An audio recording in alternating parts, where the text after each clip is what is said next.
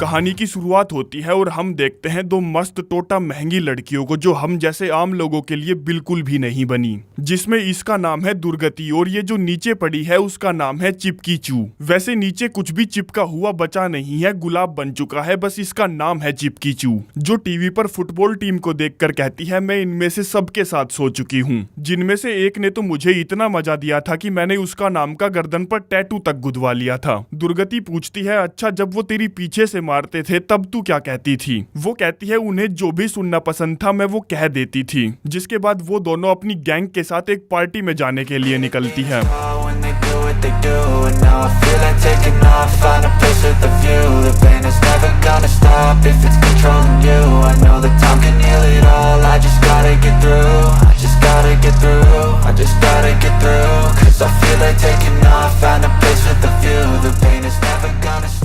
दुर्गति हम ऑडियंस में बैठी लड़कियों से पूछती है कि सच सच बताना किसी मर्द को तुम्हारे साथ सोने के लिए कितने पैसे देने होंगे? 1 लाख या 10 लाख, जो भी तुम चाहो, बस अपने आप से सवाल पूछना क्योंकि खुद से कोई भी झूठ नहीं बोल सकता। तो क्या कीमत है तुम्हारी? अगर वो कीमत तुम्हारी 1 साल की इनकम से ज्यादा हो तो, या फिर 5 साल की इनकम से ज्यादा, या फिर उन पैसों से तुम्हारी ग्रेजुएशन हो जाए, या फिर वो ऑपरेशन जो तुम अपने किसी सगे संबंधी का करवाना चाहती हो। अच्छा चलो छोड़ो ये सब, अगर वो बंदा हैंडसम हुआ तो बहुत ज्यादा हैंडसम, जिसको तुम वैसे भी पाना चाहो तो क्या कीमत होगी तुम्हारी? जिन सवाल जवाब के बाद कहानी कुछ साल पीछे चली जाती है, जहां हम देखते हैं दुर्गति की माँ को जो कि एक बुक सेलर की शॉप पे काम करती है। हम दुर्गति को भी देखते हैं जो फिलहाल कुछ खास खूबसूरत नहीं लग रही, जो अपनी माँ से कहती है मुझे एक मॉडल कंपटीशन में शामिल होना है, मेरे पास कुछ पैसे कम पड़ रहे हैं, क्या तुम दे दोगी? वो कहती है ये मॉडलिंग के चक्कर में मत पड़, अपनी पढ़ाई लिखाई पर ध्यान दे। अब दुर्गति को किसी भी हाल में उस कंपटीशन में जाना था, इसीलिए वो सड़क के टपोरियों के साथ जुआ खेलती है। कहती है मेरे पास हारने के लिए पैसे नहीं है। एक टपोरी कहता है कोई बात नहीं, कपड़े तो है ना, एक एक करके उतारते रहना। वो कहती है $50 के लिए क्या करना होगा?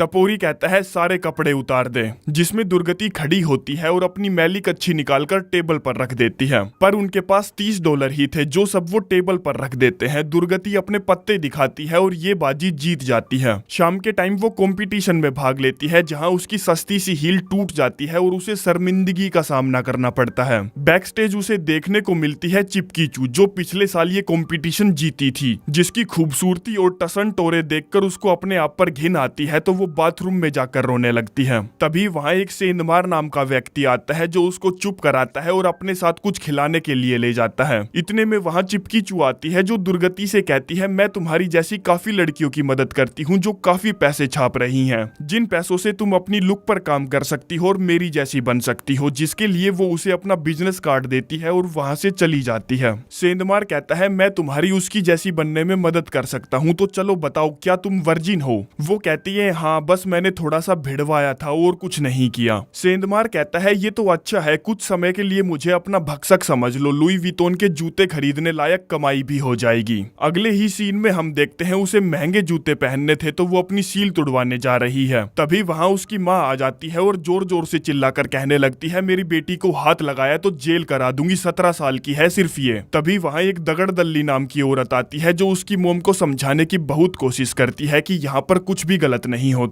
जिस पर मोम कहती है अगर तेरी बेटी ये सब करती तो तुझे कैसा लगता? दगड़दल्ली अपनी बेटी को बुलाती है जो कि है चिपकी चू। कहती है तो देखा आपने, मेरी बेटी भी इसी प्रोफेशन में है तो इसका मतलब ये सेफ है। पर दुर्गति की मोम को कुछ सही नहीं लग रहा था तो वो जबरदस्ती अपनी बेटी को वहां से घर ले जाने लगती है, जहां बस में वो बार बार चिपकी चू के दिए हुए कार्ड को घूरे जा रही थी, जिसमें जब उसकी माँ सो जाती है तो वो एक स्टॉप पर चुपचाप उतर जाती है, उन्हें एक लेटर लिखकर कि अमीर होकर जल्द ही मिलूंगी, जिसमें वो सीधी पहुंचती है उन दोनों माँ बेटियों के पास जो उसे सजा धजाकर सेंधमार से पिलवाने ले जा रही है। दुर्गति कहती है अगर मोम को पता चला मैं धंधे वाली हूँ तो वो मुझे मार डालेगी। दगड़दल्ली कहती है अबे वो तो सड़कों की धूल होती है और उनके पास चॉइस नहीं होती, पर तुम्हारे पास है, अगर तुम्हें वो अच्छा लगे तो अपनी पिलवा लेना और पैसे ले लेना वरना मना कर देना। आगे वो डरती हुई रूम में पहुंचती है जहां उसकी पूरी रात मारी जाती है, जिसमें उसे काफी सारे पैसे मिलते हैं, जो पैसे देखकर उसे ऐसा लग रहा था कि उसने साइकिल फेंक कर अचानक से लैम्बोर्गिनी खरीद ली हो। जो सारे पैसे दगड़ दल्ली अपने पास रख लेती है, जिसमें 50% तो उसका दल्ली वाला कमीशन, दूसरा उसने उसको महंगे महंगे कपड़े पहनाए और रहने के लिए जगह दी, 50% उसका कमीशन, जिससे उसको बहुत बुरा लगता है और वो सोचती है कि वो इस काम में बहुत माहिर बनेगी और अंधे पैसे छापेगी। दल्ली कहती है तुम्हारा क्लाइंट तुम्हें सिर्फ सोने के लिए बुलाता है, उसके अलावा वो अगर तुम्हारे साथ कुछ भी करने के लिए कहे तो एक्स्ट्रा चार्ज करो, जैसे कि वो तुम्हारी पीछे से मारना चाहता है, एक्स्ट्रा चार्ज करो, अगर वो भूतनी का तुमसे गले लगकर रोना चाहता है, एक्स्ट्रा चार्ज करो, अगर वो अपनी वाइफ और तुम्हारे साथ 3 तिगाड़ा काम बिगाड़ा करना चाहता है तो एक्स्ट्रा चार्ज करो, वो अगर तुम्हारी चाटना चाहता है तो एक्स्ट्रा चार्ज करो, कई सारे इकट्ठा होकर तुम्हारी मारना चाहते हैं, एक्स्ट्रा चार्ज करो, और सबसे ज्यादा चार्ज करना है तुम्हें तुम्हारे साथ किस करने का।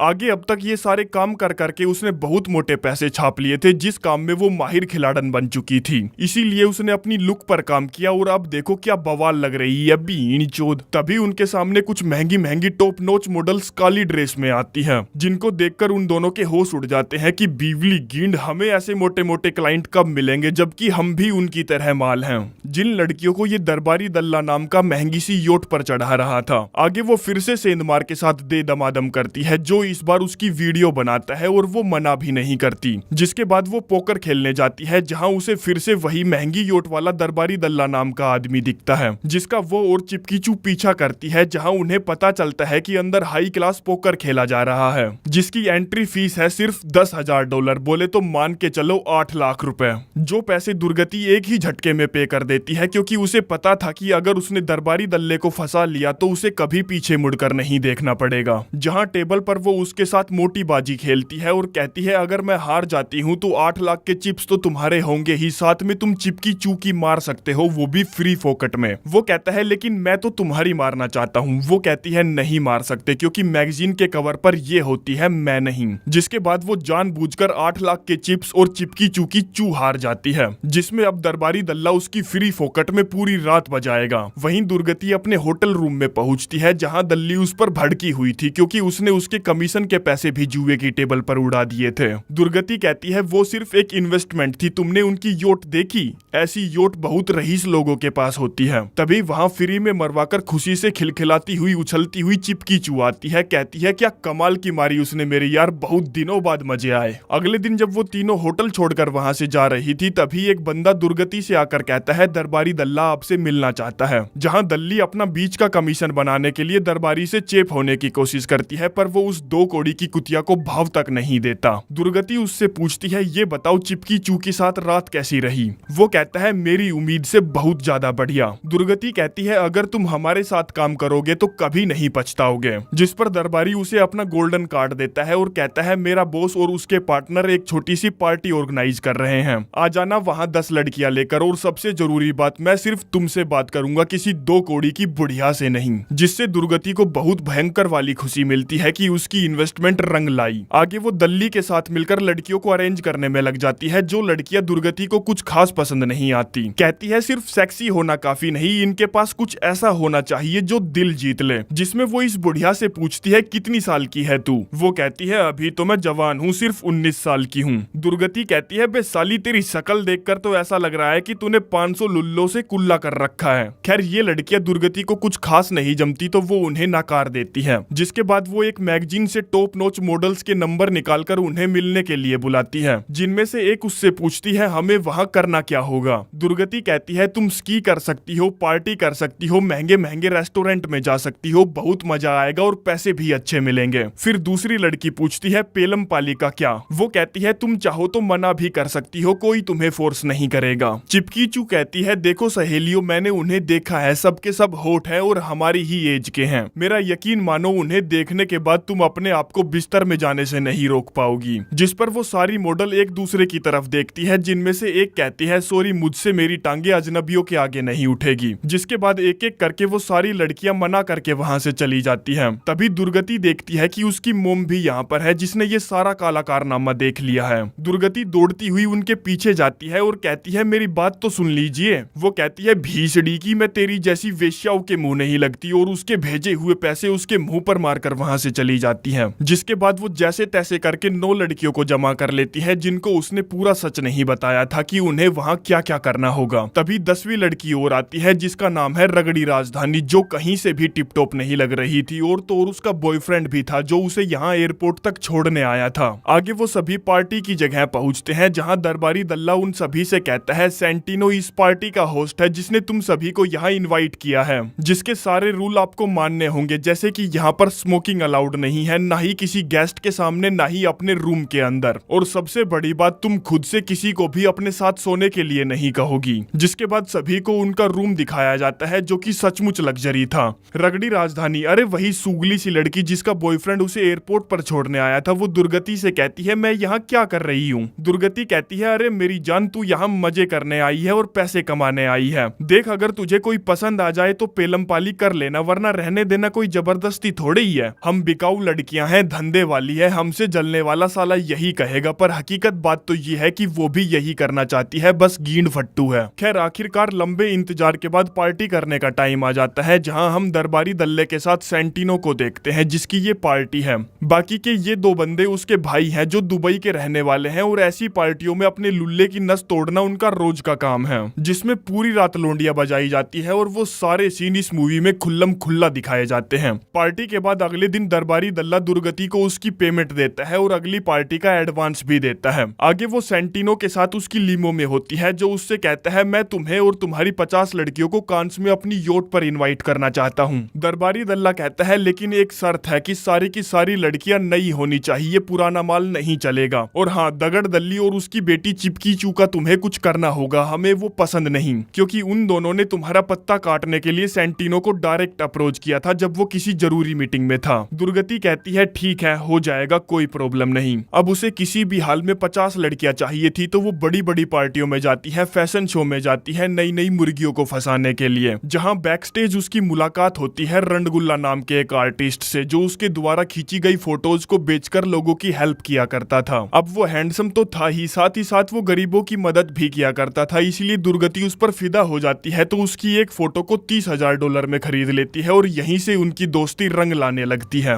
जिसमें वो उसे अपने घर ले जाता है जहां उसके पास काफी सारे घोड़े थे, वो भी अच्छी नस्ल के, जिनकी वो ब्रीडिंग करवाया करता था और उन्हें महंगे भाव में बेचा करता था। रात के समय वो रणगुल्ला के माता पिता के साथ डिनर करती है जहां हमें पता चलता है कि वो साले पुश्तैनी रईस हैं, जिससे हम ये समझ पाते हैं कि दुर्गति कभी भी गलत दाव नहीं खेलती। खैर वो पूरा हफ्ता रणगुल्ला के साथ बिताती है जिसमें रणगुल्ला को उससे बेइंतहा मोहब्बत हो जाती है। जिसके बाद वो वापस काम पर लौटती है जहां दल्ली उससे कहती है कांस जाने में सिर्फ 1 हफ्ता बाकी है और अब तक 20 लड़कियां भी नहीं है, तुम क्या कर रही हो यार। वो कहती है हर चीज मुझे ही क्यों देखनी पड़ती है, 1 हफ्ते की मैंने अपने लवर के साथ छुट्टी क्या ले ली, तुम्हारी फटी पड़ी है। दल्ली कहती है साली ये कांस वाला प्रोजेक्ट हमें इसलिए मिला है क्योंकि मैंने इस काम की शुरुआत की थी। वो कहती है इसकी शुरुआत मैंने की थी, वरना तुम तो 2-4 लड़कियों पर ही अटकी पड़ी थी। दल्ली कहती है साली कुतिया तू चाहे लाख कोशिश कर ले पर तू हमेशा शैंपेन की बोतल में पड़ी सस्ती दारू ही रहेगी। दुर्गति कहती है कुतिया वो अरबी चाहते ही नहीं कि तुम वहां आओ, सेंटिनो का कहना था कि इस बार सब कुछ मैं संभालूं। दल्ली कहती है तो तू इसे ईमानदारी कहती है, ये सिला दिया तूने तेरा ख्याल रखने का, तुझे पालने पोसने का। वो कहती है साली तू इसे पालना कहती है, ये सिखाना कि मुंह में लेकर कैसे एक्स्ट्रा चार्ज करते हैं, और हाँ मैं यहाँ फ्री में नहीं रहती, तू और तेरी बेटी मेरे टुकड़ों पर पलती हो। जो बोलकर वो रगड़ी राजधानी को लेकर अपने बॉयफ्रेंड रणगुल्ला के यहाँ रहने पहुंचती है, जिसमें अगले दिन वो दोनों मिलकर इंटरनेट की खाक छानने लगते हैं और एक से एक मस्त टोटा लड़की को उनकी पार्टी में ले जाने के लिए चुनते हैं, जिनमें से कुछ तो टीवी स्टार्स तक रह चुकी हैं। खैर उसने 49 लड़कियां तो इकट्ठी कर ली थी, बस एक लड़की की कमी थी, जिस कमी को पूरा करने के लिए वो इस एयर होस्टेस से कहती है क्या तू 10 लाख रुपए में लुल्ला मुंह में लेकर नाच सकती है। अब 10 लाख रुपए कोई छोटी रकम थोड़ी ही है लुल्ला मुंह में लेने के लिए, इसीलिए वो मान जाती है। आगे वो सारी 50 लड़कियां उस होटल में पहुंचती है जहां उन्हें स्टे करना था। दुर्गति कहती है सुनो लड़कियों, कांस में अकेले या फिर हमारे होस्ट सेंटिनो की परमिशन के बिना कहीं मत जाना। अगर वो आपको कुछ करने के लिए कहे तो उसकी बात जरूर मानना, अपने होश मत खोना और किसी को भी अपने साथ सोने के लिए मत कहना। दरबारी दल्ला दुर्गति से पूछता है क्या तूने कभी सोचा रॉयल दल्ली बनने के बारे में, क्योंकि सेंटिनो का बाप जल्द ही मरने वाला है। वो पूछती है इसका मतलब ये है कि सेंटिनो जल्द ही दुबई का प्रिंस बनने वाला है। वो कहता है हाँ ये हो भी सकता है, और अगर ये हो गया तो हमारे पास कमीशन से इकट्ठी हुई अंधी दौलत होगी, जिसके बाद मैं तुम्हें अपने घर घुमाने ले जाऊंगा और अपनी फैमिली से भी मिलवाऊंगा। जिसका मतलब ये था कि दरबारी दल्ला दुर्गति को चाहने लगा था, उससे प्यार करने लगा था। आगे जब दोपहर में वो उसे अपने साथ साथ लंच पर ले जा रहा था, तभी वहाँ दुर्गति को सरप्राइज देने रंडगुल्ला आ जाता है, जो सीधा उसे चूस डालता है, जिससे दरबारी को बहुत ठेस पहुंचती है, क्योंकि दुर्गति ने उसे बताया नहीं कि वो किसी के साथ रिलेशनशिप में है। आगे शाम के टाइम पार्टी होती है और सारी की सारी 50 लड़कियों को योट पर लाया जाता है, जहाँ वो साले अरबी लोग उन माल लड़कियों के मजे लेते हैं। दरबारी, जो दुर्गति से गुस्सा था, कहता है पहले तो तुम अपने बॉयफ्रेंड के साथ सोना बंद करो, और दूसरा मैंने तेरी बहुत सारी गलतियों को नजरअंदाज किया है, पर तुझे तो मेरी जरा सी भी कदर नहीं है। जिसमें वो एक लड़की को पकड़कर उससे कहता है देखो इस साली में से बदबू आ रही है, इसने स्मोकिंग की है, और इसे देखो ये साली सर पर विग लगाकर घूम रही है, जबकि मैंने तुमसे कहा था मुझे रियल माल चाहिए। आगे पार्टी खत्म होने के बाद सारी लड़कियां अपने होटल रूम में पहुंचती है, जहां उनका सारा सामान चोरी हो चुका था। रगड़ी राजधानी कहती है मेरा बैग भी चोरी हो गया है, जिसके अंदर हमारे सारे पैसे रखे थे। दुर्गति पूछती है तुमने सारे पैसे क्या उसी बैग में रखे थे? वो कहती है हाँ, और कहाँ अपनी चड्डी में रखती। तभी वहाँ दरबारी आता है और कहता है फटाफट अपना सामान उठाओ और यहाँ से निकलो, क्योंकि किसी ने पुलिस को कॉल कर दिया है। राजधानी कहती है पर पैसे तो हमारे चोरी हुए हैं ना। वो कहता है अच्छा तो तुम उन पुलिस वालों को क्या कहोगी, इतने सारे पैसे तुम्हारे पास कहाँ से आए? जिसके बाद एक एक करके उन सारी लड़कियों को दूसरे होटल में शिफ्ट किया जाता है। राजधानी दुर्गति से कहती है मुझसे ये सब अब और नहीं होगा, मुझे मेरा पासपोर्ट वापस करो। वो कहती है तू 5 साल की बच्ची है क्या? तेरे पास सिर्फ 1 हफ्ता है, अपने लिए नए क्लाइंट्स ढूंढ और मेरे लॉस की भरपाई कर। आगे शाम के टाइम फिर से पार्टी होती है, जिसमें इस बार उन लड़कियों से बड़ी उम्र के शेख भी वहाँ मौजूद थे, जो उनके साथ बुरा बर्ताव करते हैं, उन्हें अपना मूत पिलाते हैं, पिछवाड़े पर थप्पड़ मार मार के नील घेर देते हैं। वहीं दूसरी तरफ रगड़ी राजधानी लॉस की भरपाई करने के लिए सस्ते सस्ते क्लाइंटों से अपनी रगड़वाती है। वहीं योट पर सेंटिनो का भाई दुर्गति की मारना चाहता है, जबकि उसने अपनी देनी बंद कर रखी है, जिसमें जब वो उसके साथ जबरदस्ती करता है तो दरबारी उसे उसका बचाव करने के लिए बोतल देता है, जिस बोतल को वो सेंटिनो के भाई के मुंह पर देकर मारती है, जिसमें जैसे ही वो उस पर हाथ उठाने वाला होता है सेंटिनो वहां आ जाता है और उसे ऐसा करने से रोक देता है। जिसके बाद दरबारी उसे अपने रूम में ले जाता है, कहता है तुम यहाँ सेफ हो। वो कहती है मेरी मदद करने के लिए तुम्हारा बहुत बहुत धन्यवाद, और उसका कर्जा उतारने के लिए वो उसे अपनी जी भर के देती है। जिसके बाद रंडगुल्ला उसे लेने आता है, जो उसे बीच के किनारे ले जाकर प्रपोज मारता है, जिसको वो बताने की कोशिश करती है कि वो एक दल्ली है, पर वो उसकी बात ही नहीं सुनता। फिर वो दोनों खुले आसमान के नीचे गदड़ गदड़ गदड़ गदड़ सीक्स करते हैं। वहीं रगड़ी राजधानी चुपके से उस योट पर चढ़ती है और अपने आप को पानी में डुबाकर मार डालती है, क्योंकि उसे अपने आप से घिन आने लगी थी। जिसके बाद कहानी बढ़ जाती है कुछ साल आगे, जिसमें दुर्गति ने राजधानी की मौत के बाद सारे काले धंधे छोड़ छाड़ कर रंडगुल्ला से शादी कर ली थी, और उनकी एक प्यारी सी क्यूट सी बच्ची भी है। एक दिन एक अजनबी रंडगुल्ला के घोड़े खरीदने आता है, जो बंदा और कोई नहीं दरबारी दल्ला है, जो दुर्गति को अकेले में ले जाकर कहता है हम दुबई में एक बहुत बड़ी पार्टी ऑर्गेनाइज कर रहे हैं, और प्रिंस बोले तो सेंटिनो दोबारा तुमसे ही काम कराना चाहता है। जिस पर वो उसको साफ साफ मना कर देती है कि वो ये सब पीछे छोड़ आई है। अगले दिन उसे दगड़ दल्ली और उसकी बेटी चिपकी चू मिलती है, जो उसे सेंटिनो की दुबई वाली पार्टी में साथ काम करने के लिए कहती है, पर उन दोनों को भी वो साफ साफ मना कर देती है। जिसके बाद वो अपने घर पहुंचती है, जहां टीवी पर बीएफ चल रही थी, जो उसने सेंधमार के साथ मूवी की शुरुआत में बनाई थी, जो सारा किया धरा उन दोनों माँ बेटी का ही है। खैर उसके काले कारनामों के बारे में पता चलते ही रंडगुल्ला अपनी बेटी को लेकर उसे छोड़कर वहां से चला जाता है, जिससे वो अपनी बेटी को वापस लाने की बहुत रिक्वेस्ट करती है, पर कोई फायदा नहीं होता। आगे वो उन दोनों माँ बेटियों से मिलने पहुंचती है, कहती है मैं आखिरी बार इस काम को करूंगी, जिससे मुझे जो पैसे मिलेंगे उससे मैं अपनी बेटी को रंडगुल्ला से छुड़वाकर कनाडा शिफ्ट हो जाऊंगी। जिसके बाद वो अपनी लड़कियों को लेकर पार्टी में पहुंचती है, जो पार्टी अब तक की सबसे धमाल पार्टी है, जिसमें उन पर अंधी दौलत उड़ाई जा रही थी। आगे दुर्गति प्रिंस से मिलने पहुंचती है, जो सेंटिनो नहीं है, उसका छोटा भाई है, जिसके सर पर उसने बोतल फोड़ी थी। दरअसल इसी ने अपने भाई को मारा है, क्योंकि उस रात सेंटिनो ने दुर्गति पर कोई एक्शन नहीं लिया था, पर अब एक्शन लिया जाएगा, क्योंकि ये प्रिंस है, जिसमें वो जबरदस्ती उसकी पटक पटक के पीछे से मारता है, और फिर दरबारी दल्ले से कहता है जा कर ले भीसड़ी के आवाज की। दरअसल दरबारी दल्ले को इस बारे में बिल्कुल भी भनक नहीं थी कि सेंटिनो मर चुका है। अगर उसे पता होता तो वो दुर्गति की ऐसी दुर्गति नहीं करवाता। जिसमें वो हमसे पूछती है प्यार के लिए आप कितना सहन कर सकते हो, या फिर आप क्या क्या सह सकते हो। जो मैं थी उसे अपनाकर किसी ने मुझसे प्यार नहीं किया, लेकिन अभी भी मैं अपनी बेटी से बहुत प्यार करती हूँ। और हाँ, दरबारी दल्ला को मुझे कभी बताने का मौका नहीं मिला कि मेरी बेटी में उसका खून है। तभी वहाँ कुछ पुलिस वाले आते हैं और उसे उठा ले जाते हैं, रगड़ी राजधानी की मौत का जिम्मेदार मानकर। जो सारा किया धरा राजधानी के बॉयफ्रेंड का था, उसी ने इसके खिलाफ कंप्लेन की थी, जिसमें उन दोनों माँ बेटियों को भी पकड़ लिया जाता है, जिसके बाद सारी लड़कियां दुर्गति के खिलाफ गवाही देती है। मुझे लगा कोई कॉन्सर्ट होगा, मतलब कि होस्टेज जैसा काम या वैसा ही कुछ। पहले तो किसी ने पेलमपाली का जिक्र भी नहीं किया। अगर मुझे पता होता तो मैं कभी भी उस चीज के लिए एग्री नहीं होती। और जब हम कांस पहुंचे तब मुझे पता चला असली प्लान कुछ और ही था। उसने कहा था वहां पर हम हॉट जवान लड़कों से मिलेंगे, पर वहां तो सिर्फ बुढ़े ही बुढ़े थे।